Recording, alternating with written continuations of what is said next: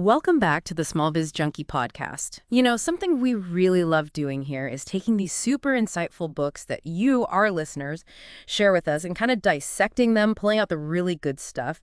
And today, we're doing exactly that with Pushing to the Front. Ooh, yeah, this one is packed with wisdom. It is. And what we want to do is figure out how all this great stuff, all these principles and stories connect to you, our listener, and how you're building something amazing, whether that's your own business, your career, or just becoming the best version of yourself. It's really like a masterclass squeezed into this one book. We've got mindset stuff, spotting those golden opportunities, toughing it out when things get rough, the core of who you are as a person, even those everyday habits that can make or break your success. So much good stuff to uncover. I'm excited to dive in. Me too. And, you know, right off the bat, there's this really powerful idea that just grabbed my attention: the force of our own expectations. The book says, no man can become prosperous while he really expects or half expects to remain poor. It's like, wow, how much of what we achieve is really dictated by what we believe is possible in the first place? It's huge. Like, if deep down you're convinced you'll always be struggling, the book says you're basically setting yourself up for exactly that. It's almost like this self-fulfilling prophecy where that expectation of never having enough, call everything your choices, your actions, sometimes without you even realizing it. And that can seriously drain your energy, pull you away from opportunities that could actually lead to growth. Right, and then it connects this to shaping your thoughts, like actively, and being super open to new possibilities, even hinting at this great divine inflow of life force. I know that might sound a bit out there, but how do we actually cultivate that positive, open mindset in our daily lives? Like, what are some concrete things we can do? And it's not about just like being happy-go-lucky, It's about training your mind like you would train a muscle. The book talks about mastering your thoughts. So maybe that means really paying attention to that inner voice. Are you always focusing on what could go wrong? Or are you looking for ways to make things happen? Things like mindfulness, where you just observe your thoughts without judgment, can help with that. And also talks about shifting your attention to what you can control, what's possible, instead of getting stuck on limitations. That inflow of life force, maybe that's being open to new ideas, always learning, having this underlying optimism that pushes you forward. Makes sense. Okay, so let's shift gears a bit. The book also has this really interesting, maybe unexpected take on what real success looks like. It challenges that whole idea that it's all about the money, saying that if you're chasing wealth and you're sacrificing genuine friendships, family, even your own health, well, you might actually be failing, regardless of how much money you have. I think that's so important and so true, The book paints this picture of people who have all this money, but they lose their integrity along the way. They're isolated, unhealthy. Is that really success? I don't think so. So for you, our listener, it's a reminder to think about what success really means to you, to make sure your values are at the core of everything you do. Absolutely. It makes you stop and think. Speaking of paths and choices, the book then talks about spotting opportunities and grabbing them. It contrasts this person who's always complaining about not getting a break with someone who sees opportunity everywhere, like bees finding nectar in any flower. When you think about your own day-to-day life, your interactions, do you think there are opportunities for all of us that we're just not seeing? I love that bee analogy. It tells us that opportunities are all around us, but it's our mindset, how present we are, that determines if we see them. If you're constantly working on yourself, curious, proactive, those opportunities pop up. Every conversation, every challenge, every seemingly ordinary moment could have a seed of opportunity. Right. And then there's that saying about opportunity having hair in front, but being bald in the back. You got to act. Can you think of a time when you saw an opportunity and just went for it? A time when hesitating would have meant missing out? Oh yeah, for sure. Those moments when you just have to trust your gut and go for it, even if you don't have all the answers, that's when big things happen. And I can definitely think of times where hesitating would have meant, well, just missing out. Sometimes you got to jump. And the book gives this dramatic example of the Central America steamer. Captain Herndon, he kept asking the rescuing captain to wait till morning to transfer passengers, even though his ship was going down. He missed that crucial opportunity to act, to save lives. What does this teach us about decisiveness, about making those tough calls, especially when the stakes are high? It's a tragic story, but it highlights how crucial decisiveness is, especially when there's potential loss involved.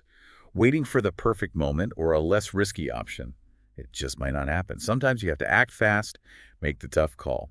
Absolutely. And then we get these really inspiring stories of people who pushed through barriers to grab their opportunities. There's Horace Greeley, the country greenhorn, who everyone doubted, but he proved himself as a printer.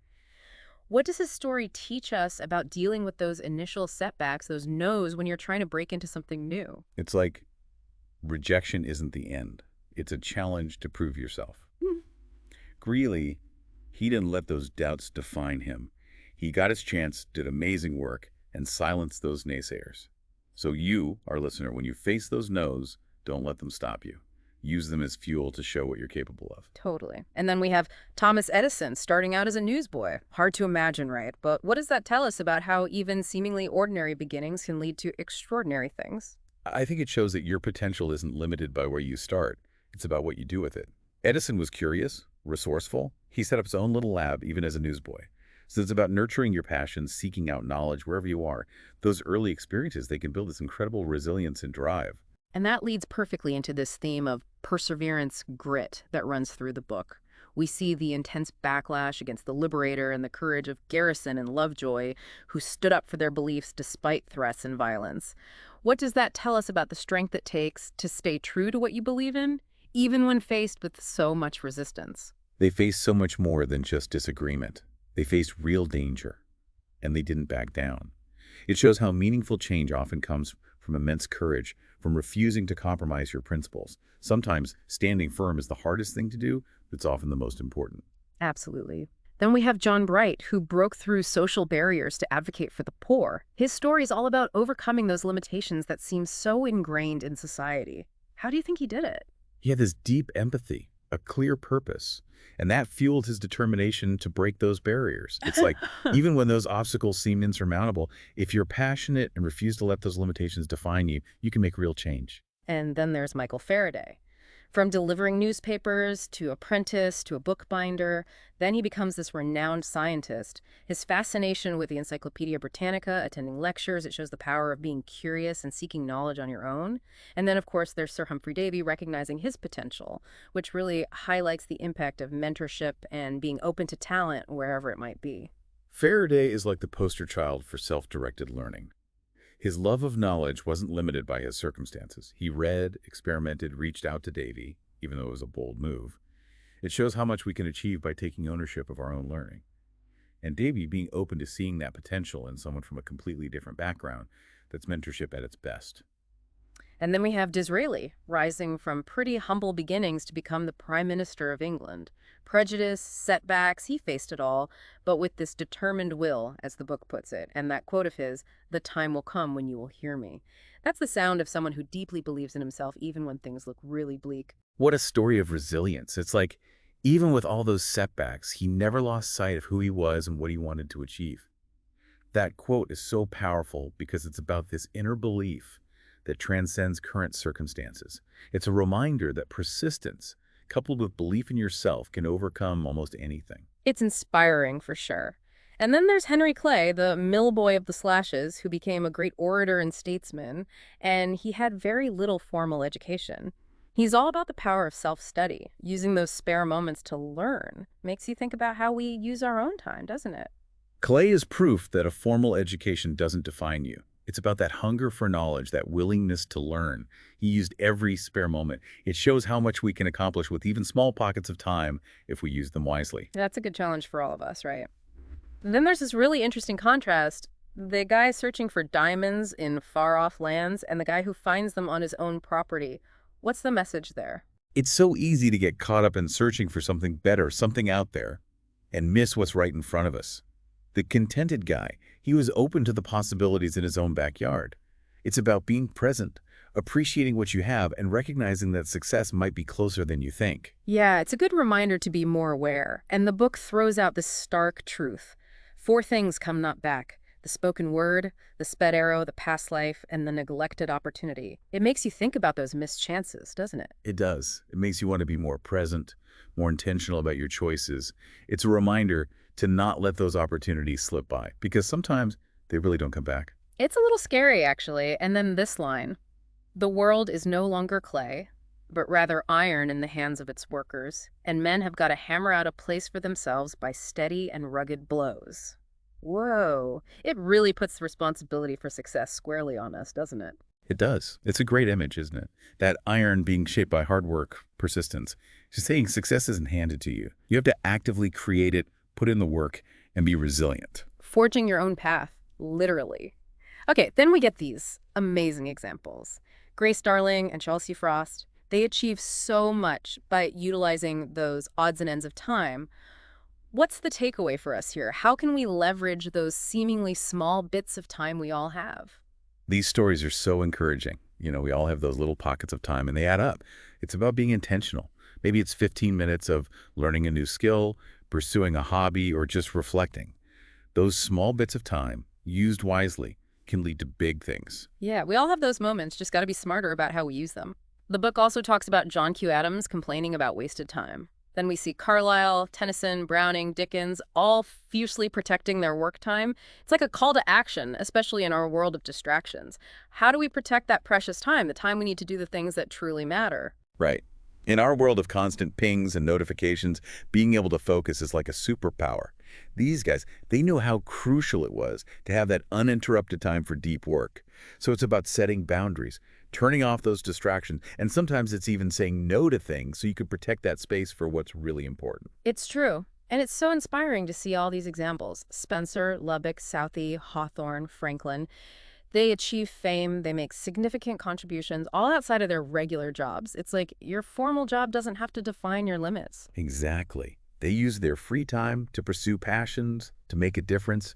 It's a message for all of us. Yeah. You can build skills, you can make an impact, even beyond your day job. It's about finding those things that light you up and making time for them. I love that. And then the book encourages those with limited means to pursue education.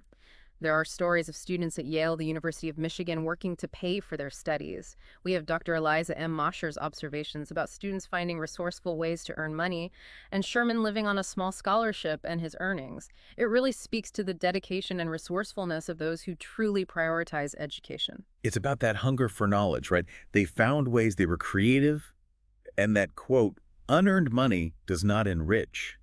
It suggests that the very act of working for your education, making those sacrifices, adds something really valuable to the experience. Absolutely. And then there are those amazing stories of Henry Wilson, Frederick Douglass, Kiddo. They overcome incredible obstacles, limited schooling, slavery, deafness to achieve great things. What do these stories tell you, our listener, about pushing past limitations? They're so humbling, so powerful. They face challenges that would make most people give up. But their desire for knowledge, their self-belief, it pushed them forward. It shows that so many limitations are self-imposed. With enough determination, resourcefulness, and a strong spirit, you can overcome almost anything. It's so inspiring. Now, the book shifts to character, thoroughness, punctuality, the foundation for any lasting success. It uses this beautiful analogy of the silkworm turning the mulberry leaf into satin. It's like saying your knowledge should be transformed into wisdom and tangible results. What do you think? It's such a perfect analogy. It's not enough to just have knowledge. You have to do something with it. You have to process it, understand it, and then apply it. Turn it into something useful, something valuable, just like the silkworm transforms that simple leaf into something beautiful and valuable. Absolutely. And then the strong statement, self-confidence is the lever that moves the world. And it talks about the disadvantage of not having enough education, especially in certain social and professional settings. How important do you think education is in building that self-confidence? It's crucial. Knowledge gives you a foundation, a way to articulate your thoughts, to hold your own in any situation. And that, in turn, builds confidence. Like when you know your stuff, you naturally feel more self-assured, which helps you achieve even more. It's this positive feedback loop. Okay, so then there's this really interesting idea about seeing your education as a sacred trust, something you use for the greater good, not just for yourself. It even compares it to planting seed corn instead of hoarding it. What do you make of that? It's taking it a step further, right?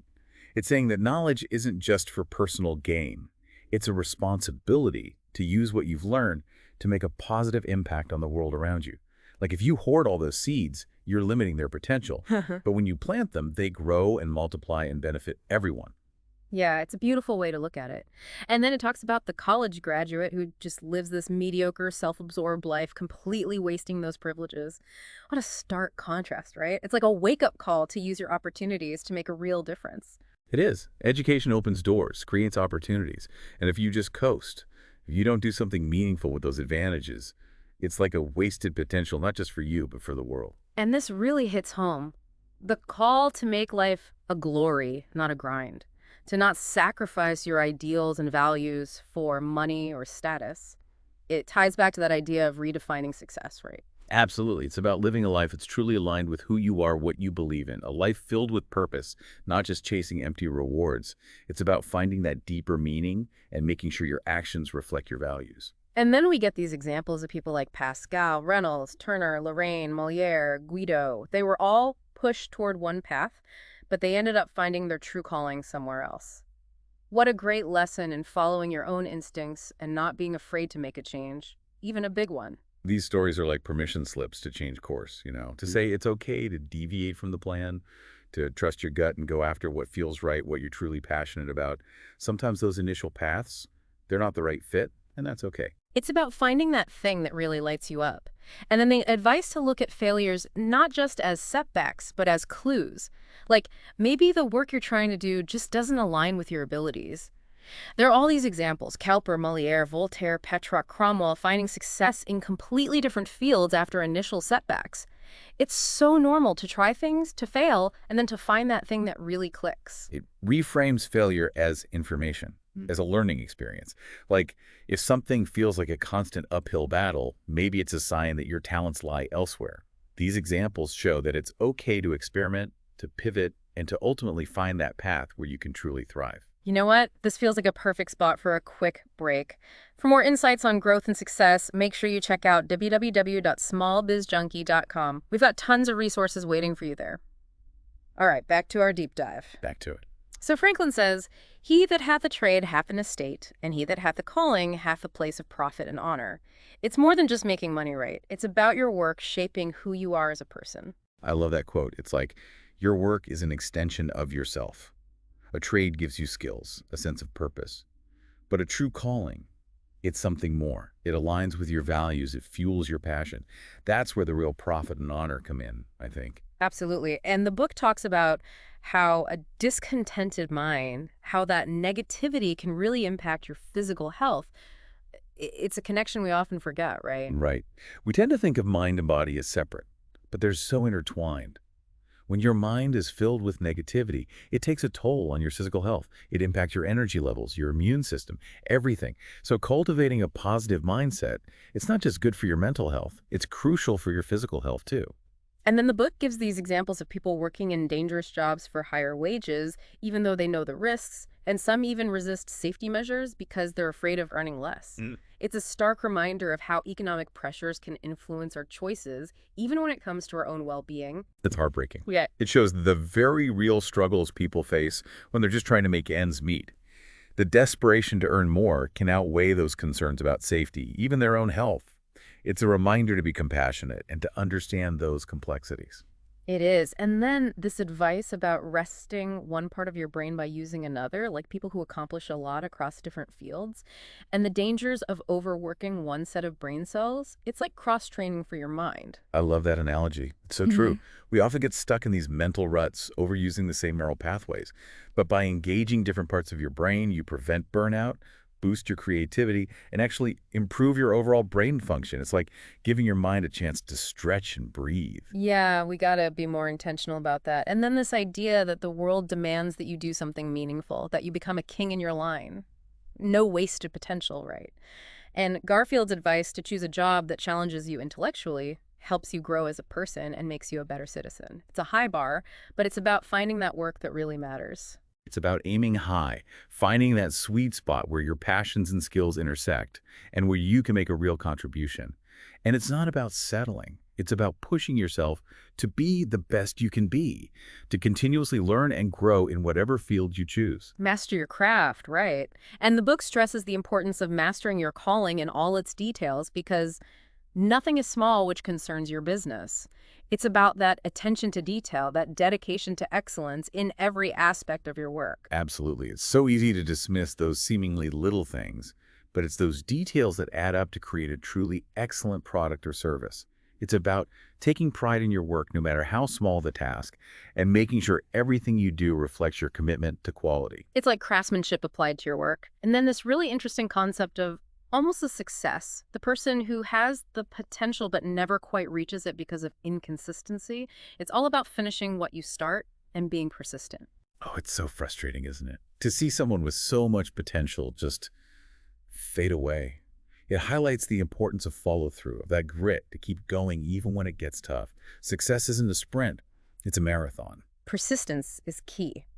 Okay, we have the example of the financier who said a bank is successful when the president is truly devoted.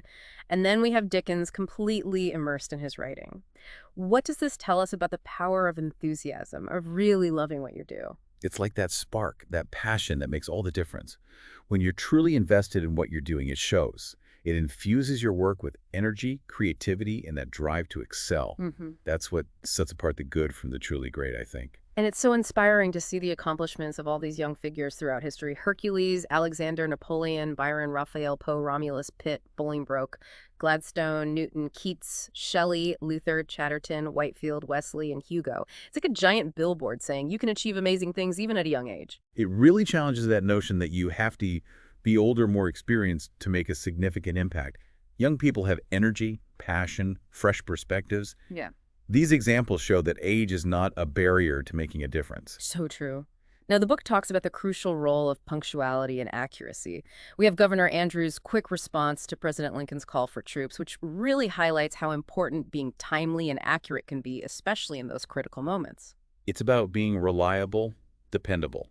When you're punctual and accurate, you show respect for others' time and you build trust. Especially in those high-stakes situations, being able to deliver on time with precision, it can make all the difference. It can be life-saving, even.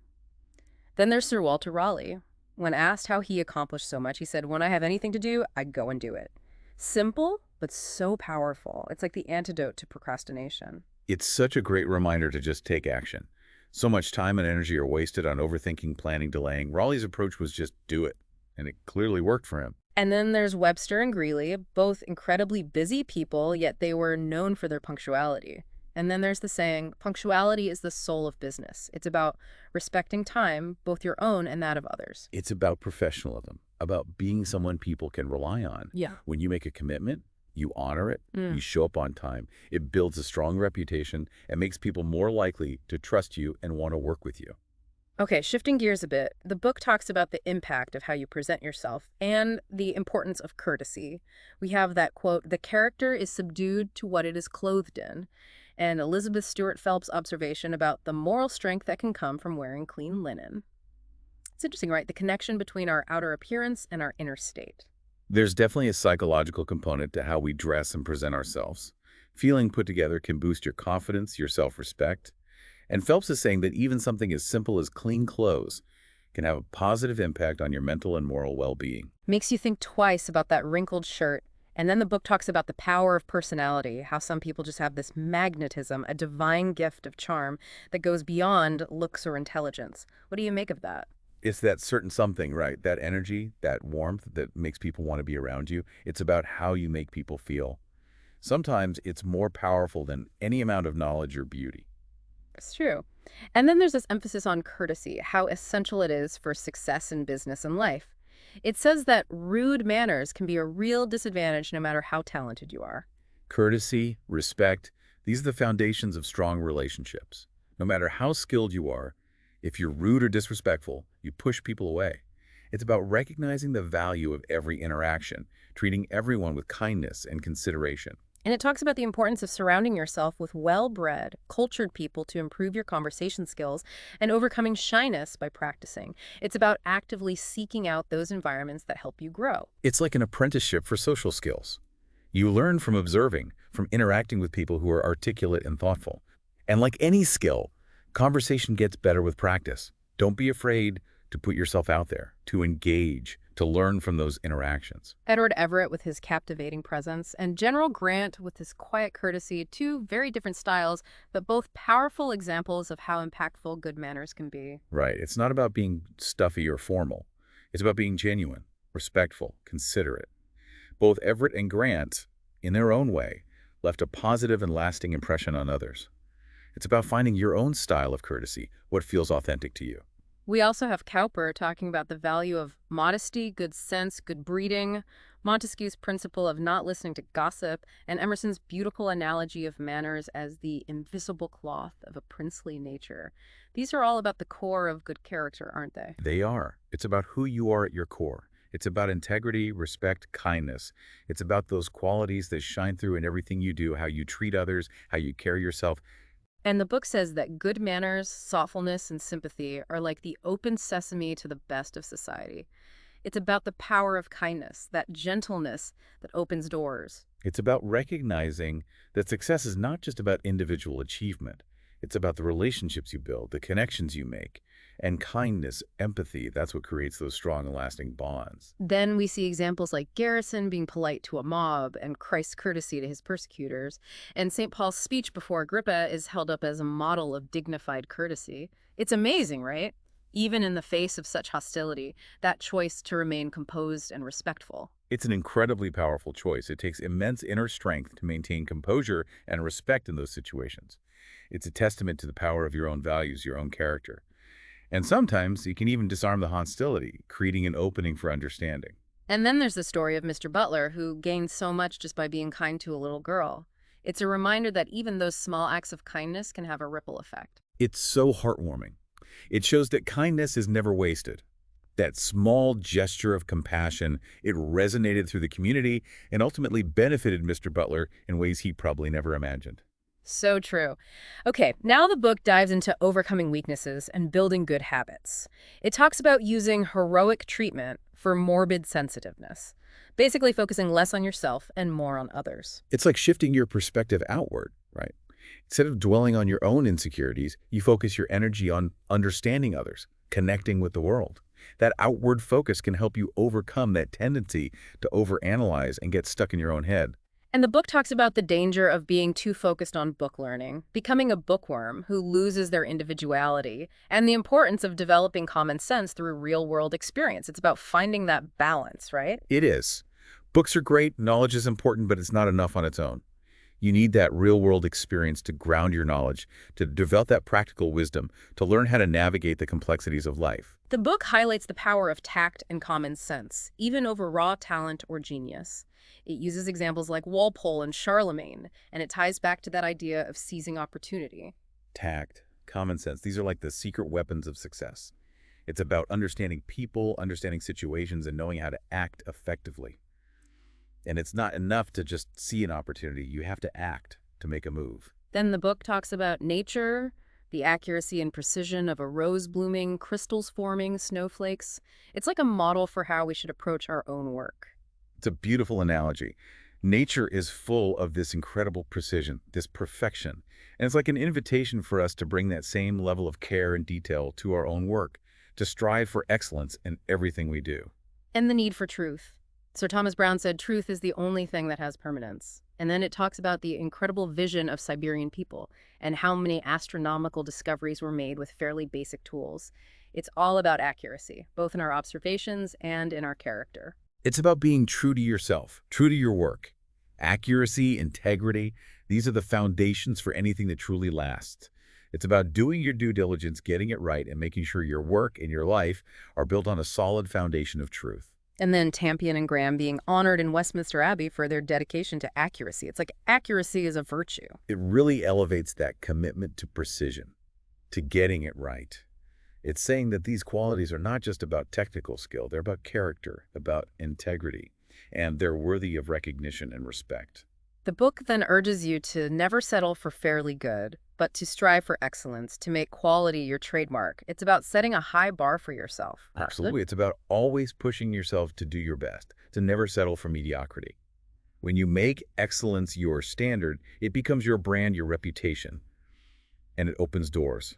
And that overplus of interest, that little extra effort, can make all the difference. John D. Rockefeller Jr. said, "Do the common duty uncommonly well." And the idea that those seemingly humble tasks you're doing now are actually preparing you for something bigger. It's about seeing those everyday tasks as opportunities to learn, to grow, to showcase your dedication. When you go above and beyond, even in those small things, it doesn't go unnoticed. William Ellery Channing's passion for thoroughness, and how the book talks about how the Germans emphasize thoroughness, which gives them an advantage. It's a competitive edge, isn't it? Thoroughness is like a superpower in the workplace. When you're known for being thorough, for paying attention to detail, for getting it right, it makes you incredibly valuable. It builds trust, it shows dedication, and it sets you apart. And then that stark warning, unstable as water, thou shalt not excel.